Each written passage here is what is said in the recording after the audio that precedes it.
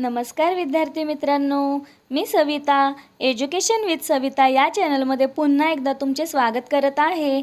या व्हिडिओमध्ये आपण समास व त्याचे प्रकार आणि उपप्रकार सर्व काही एकाच व्हिडिओमध्ये शिकणार आहोत।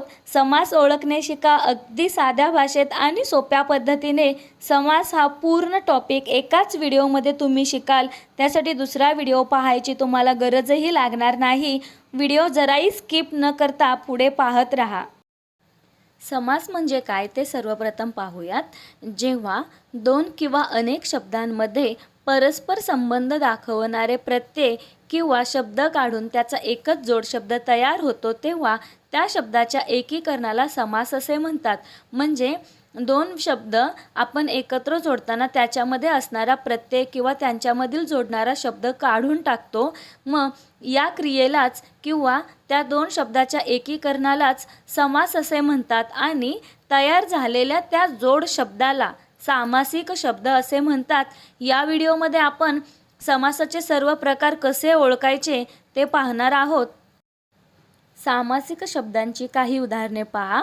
साखर भात, साखर घालून केलेला भात। राजवाडा, राजाचा वाडा। कांदे पोहे, कांदे घालून केलेले पोहे। मग हे सामासिक शब्द, त्याचे प्रकार कसे ओळखायचे, सामासिक शब्दांची फोड कशी करायची ते आपण या व्हिडिओमध्ये शिकणार आहोत। जराही स्किप न करता व्हिडिओ पूर्णपणे पहा। समासाचे मुख्य प्रकार। समासाचे एकूण मुख्य 4 प्रकार आहेत। पहिला प्रकार अव्ययी भाव समास। दुसरा प्रकार तत्पुरुष समास।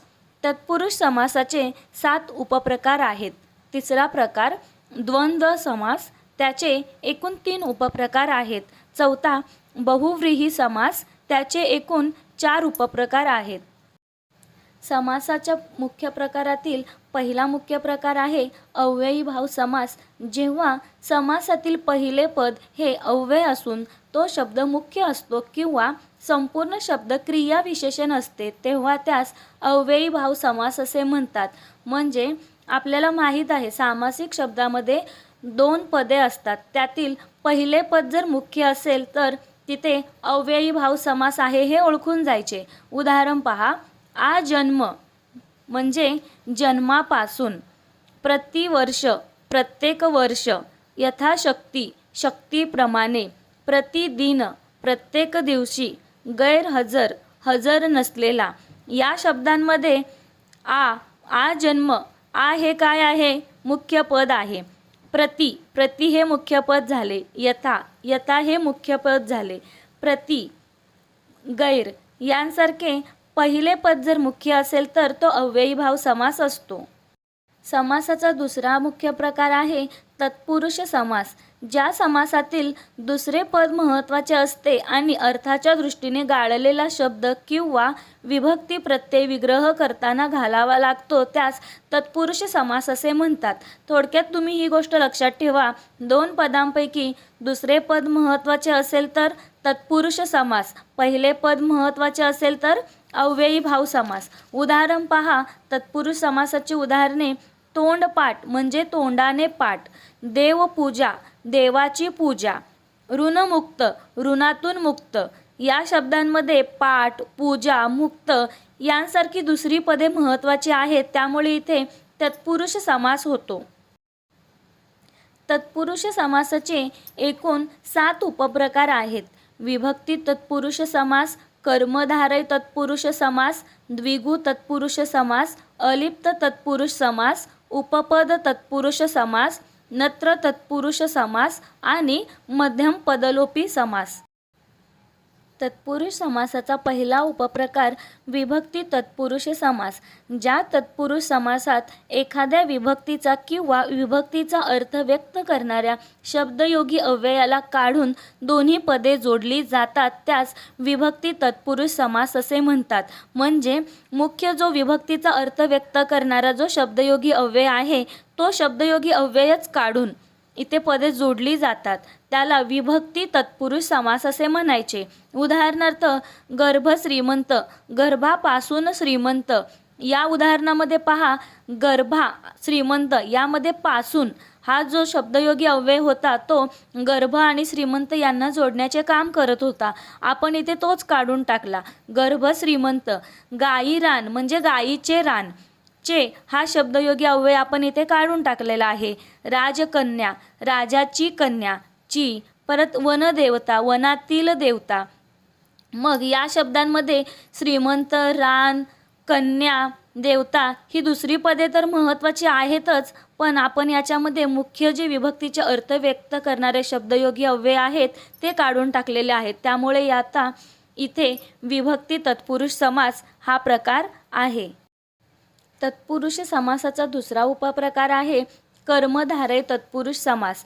ज्या तत्पुरुष समासातील दोन्ही पदे एकाच विभक्तीत किंवा ज्या समासातील दोन्ही पदे प्रथम विभक्तीत असतात तेव्हा कर्मधारय तत्पुरुष समास असे म्हणतात. म्हणजे दोन्ही जी पदे आहेत त्यामध्ये विभक्तीचा प्रकार हा प्रथम विभक्ती हवा किंवा दोन्ही पदे एकाच कोणत्या तरी विभक्तीत हवीत. मग ती असतील तर तिथे कर्मधारय तत्पुरुष समास हा प्रकार असतो. उदाहरण पहा म्हणजे लक्षात येईल. पीतांबर म्हणजे पीत असे अंबर. येथे पीत आणि बर या दोन्हीमध्ये प्रथम ही विभक्ती आहे. चंद्रवदन चंद्रासारखे वदन. चंद्र वदन येथे प्रथम विभक्ती झाली. महादेव म्हणजेच महान असा देव. घनश्याम घनासारखा श्याम येथे प्रथम विभक्ती आहे. त्यामुळे येथे कर्मधारय तत्पुरुष समास हा प्रकार आहे. तत्पुरुष समासाचा तिसरा उपप्रकार आहे द्विगु तत्पुरुष समास. ज्या समासात पहिले पद संख्या विशेषण असते व त्या सामासिक शब्दावरून समुदायाचा बोध होतो त्यास द्विगु तत्पुरुष समास असे म्हणतात. म्हणजे पहिले पद आहे ते आपल्याला संख्या विशेषणाचे कार्य करणारे दिसते आणि काहीतरी समुदाय आहे हे आपल्याला दर्शवते. मग तो समास कोणता झाला? द्विगु तत्पुरुष समास. उदाहरण पहा. नवरात्र म्हणजे 9 रात्रींचा समूह. इथे समुदाय दाखवलेला आहे तो 9 रात्रींचा आणि 9 हे काय आहे? संख्यावाचक विशेषण आहे. पंचवटी म्हणजे 5 वाट्यांचा समूह. येथे पंच हे संख्या विशेषण आहे आणि समुदाय दाखवण्याचं कार्य करत आहे. त्यामुळे येथे द्विगु तत्पुरुष समास हा प्रकार आहे. तत्पुरुष समासाचा चौथा उपप्रकार आहे अलुप्त तत्पुरुष समास. अलुप्त म्हणजे लोप न होणारे. ज्या तत्पुरुष समासात पहिल्या पदाच्या विभक्ती प्रत्ययाचा लोप होत नाही त्यास अलुप्त तत्पुरुष समास असे म्हणतात. म्हणजे यामध्ये कोणतेही विभक्ती प्रत्यय काढून टाकणे, निघून जाणे अशी कोणतीच गोष्ट होत नाही. उदाहरणार्थ अग्रेसर, युधिष्ठिर यामध्ये विभक्ती प्रत्ययाचा लोप होत नाही. त्यामुळे ते अलुप्त तत्पुरुष समास हा प्रकार आहे. तत्पुरुष समासाचा पाचवा उपप्रकार आहे उपपद तत्पुरुष समास. ज्या तत्पुरुष समासातील दुसरे पद प्रधान असून ते धातू साधित असते त्याला उपपद तत्पुरुष समास असे म्हणतात. म्हणजे दुसऱ्या पदाचा आपण वाक्यात उपयोग करताना तो स्वतंत्रपणे करू शकत नाही कारण दुसरे पद हे काय झालेले असते? धातू साधित झालेले असते. उदाहरण पहा. ग्रंथकार करणारा मग इथे कार हे दुसरे पद आहे जे धातू साधित झालेले आहे नारा. त्यामुळे आपण याचा स्वतंत्रपणे वाक्यात उपयोग करूच शकत नाही. वंशज जन्मणारा, विहंग जाणारा, देशस्थ राहणारा ही सगळी उदाहरणे पाहिलं तुमच्या लक्षात येत असेल. इथे दुसरे पद जे आहे ते धातू साधित झालेले आहे त्यामुळे आपण यांचा वाक्यात स्वतंत्रपणे उपयोग करू शकणार नाही. त्यामुळे तर यांना उपपद तत्पुरुष समास असे म्हणतात. तत्पुरुष समासाचा सहावा उपप्रकार आहे नत्र तत्पुरुष समास. ज्या तत्पुरुष समासातील पहिले पद हे नकारादर्शक असते त्यास नत्र तत्पुरुष समास असे म्हणतात. या शब्दातील पहिले पद अ, अन, न, ना, बे, नी, गैर यांसारखे निषेध दर्शवणारे असतात. उदाहरण पहा म्हणजे लक्षात येईल. अज्ञान, अनावधान, नापसंत, बेडर, गैरहजर, निरोगी, नपुंसक म्हणजे अज्ञान हे ज्ञानाचा विरोध दर्शवते. अनावधान हे सावधानाचा विरोध दर्शवते. नापसंत हे पसंतीचा विरोध दर्शवते. थोडक्यात सांगायचे म्हणजे नत्र तत्पुरुष समास म्हणजे एखाद्या गोष्टीचा विरोध नकारात्मक अर्थ दर्शवणारी असतात त्यांना नत्र तत्पुरुष समास असे म्हणतात. तत्पुरुष समासाचा 7वा आणि शेवटचा उपप्रकार आहे मध्यम पदलोपी तत्पुरुष समास। ज्या समासामध्ये दोन शब्दांमधील विभक्ती प्रत्ययाशिवाय संबंध दाखविणाऱ्या शब्दाचा लोप झालेला असतो त्याला मध्यम पदलोपी समास असे म्हणतात। म्हणजे दोन शब्द त्यामधील विभक्ती प्रत्ययाशिवाय जे संबंध दाखवणारे शब्द असतात त्याचा लोप झालेला असतो, ते काढून टाकलेले असतात। उदाहरण पहा, साखर भात, साखर घातलेला भात। या उदाहरणामध्ये घातलेला हा काय आहे? प्रत्यय शब्द आहे जो साखर आणि भात यामधील संबंध दाखवतो, पण घातलेला हा शब्दच आपण काढून टाकला आणि साखर भात। भोजन भाऊ, भोजनापुरता भाऊ यामध्ये पुरता किंवा घोडेस्वार या उदाहरणामध्ये घोड्यावर स्वार होणारा हे प्रत्यय आपण काढून टाकले, म्हणजे मधल्या पदाचा इथे आपण लोपच करतो, त्यामुळे मध्यम पदलोपी तत्पुरुष समास असा हा प्रकार आहे। समासाचा तिसरा मुख्य प्रकार आहे द्वंद्व समास। ज्या समासातील दोन्हीही पदे सारखीच महत्त्वाची असतात त्याला द्वंद्व समास असे म्हणतात। तुम्ही थोडक्यात लक्षात ठेवा, दोन्ही म्हणजे दोन्ही पदे आपल्याला महत्त्वाची आहेत, दोन्हीही पदे सारखीच महत्त्वाची आहेत। उदाहरणार्थ राम लक्ष्मण, राम महत्त्वाचा, लक्ष्मण महत्त्वाचा। ताट वाटी, ताट महत्त्वाचे, वाटी महत्त्वाची। विटी दांडू, विटी ही महत्त्वाची आणि दांडू ही महत्त्वाचा। धर्माधर्म, घरदार यांसारखे जे शब्द असतात ज्यामध्ये दोन्ही पदे सारखीच महत्त्वाची असतात, एक जर पद नसेल दुसऱ्या पदाला काहीही अर्थ उरत नाही, या समासालाच काय म्हणतात? मग द्वंद्व समास असे म्हणतात। द्वंद्व समासाचे उपप्रकार आहेत 3। पहिला आहे इतरेतर द्वंद्व समास, दुसरा वैकल्पिक द्वंद्व समास, तिसरा समाहार द्वंद्व समास। द्वंद्व समासाचा पहिला उपप्रकार आहे इतरेतर द्वंद्व समास। ज्या समासाचा विग्रह करताना समुच्चय बोधक उभयान्वयी अव्ययांचा उपयोग करावा लागतो त्यास इतरेतर द्वंद्व समास असे म्हणतात। म्हणजे दोन पद जे आहेत त्यांचा विग्रह करताना आपल्याला एका समुच्चय बोधक उभयान्वयी अव्ययाचा उपयोग करावा लागतो। उदाहरण पहा, माता पिता यांचा विग्रह करताना आपल्याला माता आणि पिता आणि या समुच्चय बोधक अव्ययाचा वापर करावा लागतो। हरिहर, हरी व हर, येथे व हे काय आहे? समुच्चय बोधक उभयान्वयी अव्यय आहे आणि व यांसारखे समुच्चय बोधक उभयान्वयी अव्यय आपण जर वापरत असू तर इतरेतर द्वंद्व समास हा प्रकार ओळखून जायचा। द्वंद्व समासाचा दुसरा उपप्रकार आहे वैकल्पिक द्वंद्व समास। ज्या समासाचा विग्रह करताना किंवा अथवा अगर यांसारख्या पर्याय दाखविणाऱ्या उभयान्वयी अव्ययांचा उपयोग करावा लागतो त्यास वैकल्पिक द्वंद्व समास असे म्हणतात।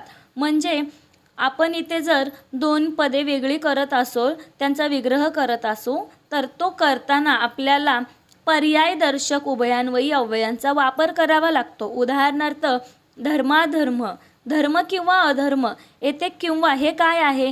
पर्याय दाखविणारे उभयान्वयी अव्यय आहे। न्याय अन्याय, न्याय किंवा अन्याय। 3 4, 3 किंवा 4 म्हणजे किंवा अथवा अगर यांसारखे पर्याय दाखविणारे उभयान्वयी अव्यय जर आपण दोन पदे यांचा विग्रह करताना वापरत असू तर वैकल्पिक द्वंद्व समास आहे असे ओळखून जायचे। द्वंद्व समासाच्या उपप्रकारापैकी तिसरा आणि शेवटचा उपप्रकार आहे समाहार द्वंद्व समास। ज्या समासाचा विग्रह करताना त्यातील दोन पदांच्या अर्थाशिवाय त्या जातीच्या इतर पदार्थाचाही समावेश असतो व त्याचा विग्रह करताना वगैरे, इत्यादी, आदी या शब्दांचा उपयोग होतो त्यास समाहार द्वंद्व समास असे म्हणतात। म्हणजे मुख्य जी दोन पदे आहेत ती पण आणि त्याच्याशी रिलेटिव्ह दुसरे काही पदार्थ असतील त्याचाही समावेश, आणि ते सांगताना आपण वगैरे, इत्यादी, आदी यांसारखे शब्द वापरतो तेव्हा ओळखून जायचे की समाहार द्वंद्व समास हा प्रकार आहे। उदाहरणार्थ अंथरूण पांघरूण, अंथरूण पांघरुणासाठी लागणाऱ्या वस्तू व इतर कपडे, म्हणजे अंथरूण आले, पांघरूण आले, त्यासोबतच इतर ज्या वस्तू कपडे लागतात ते पण आले। शेतीवाडी, शेतीवाडी व इतर संपत्ती वगैरे, म्हणजे शेतीवाडीसोबत इतर संपत्ती हा एक वेगळा पदार्थ आला आणि वगैरे या शब्दाने आपण तो सांगण्याचा प्रयत्न केला, त्यामुळे येथे समहार द्वंद्व समास आहे हे ओळखायचे. समासाचा चौथा आणि शेवटचा मुख्य प्रकार तो म्हणजे बहुव्रीही समास. ज्या समासातील दोन्हीही पदे महत्त्वाची नसून ही दोन्ही पदे मिळून तिसऱ्याच गोष्टीचा जेव्हा बोध होतो त्यास बहुव्रीही समास असे म्हणतात. म्हणजे असा समास ज्यामध्ये पहिले किंवा दुसरे पद महत्त्वाचे नाही, तर त्यांच्याऐवजी तिसरेच कोणते तरी पद आहे जे महत्त्वाचे आहे, तिसऱ्याच गोष्टीचा ते आपल्याला बोध करून देतात. उदाहरणार्थ एक दंत, एक आहे ज्याला दंत, तो म्हणजे गणपती. इथे मग एक आणि दंत या दोन्ही पदांच्या व्यतिरिक्त महत्त्वाचा कोण आहे? गणपती. नीलकंठ, निळा आहे कंठ ज्याचा, तो म्हणजे शंकर. मग येथे शंकर हे तिसरेच पद, तिसरीच गोष्ट महत्त्वाची आहे आणि नील आणि कंठ या दोन्ही पदांचे काहीही महत्त्व नाही, ते आपल्याला शंकर या तिसऱ्याच गोष्टीचा बोध करून देतात. त्यामुळे येथे मग बहुव्रीही समास आहे. बहुव्रीही समासाचे एकूण 4 उपप्रकार आहेत. विभक्ती बहुव्रीही समास, नत्र बहुव्रीही समास, सहबहुव्रीही समास आणि प्रादिबहुव्रीही समास. बहुव्रीही समासाचा पहिला उपप्रकार आहे विभक्ती बहुव्रीही समास. ज्या बहुव्रीही समासाचा विग्रह करताना संबंधित सर्वनामाची रूपे ही विभक्तीत असतात त्यास विभक्ती बहुव्रीही समास असे म्हणतात. म्हणजे एखाद्या समासाचा जर आपण विग्रह करू तेव्हा विग्रह करताना त्याचे जे सर्वनामाचे रूप आहे ते विभक्तीत असते, तेथे विभक्ती बहुव्रीही समास. उदाहरण पहा, प्राप्तधन, प्राप्त आहे धन ज्यास तो. त्रिकोण, 3 कोण आहेत ज्याला तो. येथे विभक्ती बहुव्रीही समास आहे. बहुव्रीही समासाचा दुसरा उपप्रकार आहे नत्र बहुव्रीही समास. ज्या बहुव्रीही समासात पहिले पद अ, अन, न, नी असे नकारात्मक असते त्यास नत्र बहुव्रीही समास असे म्हणतात. म्हणजे पहिल्या पदाची सुरुवातच जी आहे ती नकारात्मक झालेली असते. उदाहरणार्थ अनाथ, अनंत, निराश, अनादी, नपुंसक. बहुव्रीही समासाचा तिसरा उपप्रकार आहे सहबहुव्रीही समास. ज्या बहुव्रीही समासात पहिले पद सह किंवा स या अव्ययाने सुरू होते त्यास सहबहुव्रीही समास असे म्हणतात. सह म्हणजे सोबत, सोबत कोणत्या शब्दाने दाखवतो आपण? सह, स. मग सोपं आहे. उदाहरण पहा, सनात, सहमित्र, सहपरिवार, सफल. स किंवा सह या अक्षराने सुरुवात होणारे जे शब्द असतील, जर ते सामासिक शब्द असतील तर सहबहुव्रीही समास हा प्रकार आहे, ओळखून जायचे. बहुव्रीही समासाचा चौथा आणि शेवटचा उपप्रकार आहे प्रादिबहुव्रीही समास.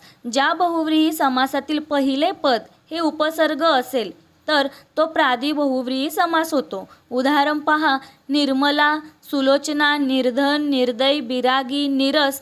या सगळ्या उदाहरणांमध्ये पाहिले तर पहिले पद हे उपसर्ग आहे आणि त्यामुळे येथे प्रादिबहुव्रीही समास हा प्रकार होतो. कसा वाटला माझा व्हिडिओ? समास, त्याचे प्रकार, उपप्रकार, व्याख्या, उदाहरण आणि स्पष्टीकरण सहित तुम्हाला समजले का? समजले असेल तर नक्की माझ्या व्हिडिओला लाईक करा, शेअर करा आणि माझ्या चॅनलला अजून जर सबस्क्राईब केले नसेल तर नक्की करा. थँक्यू.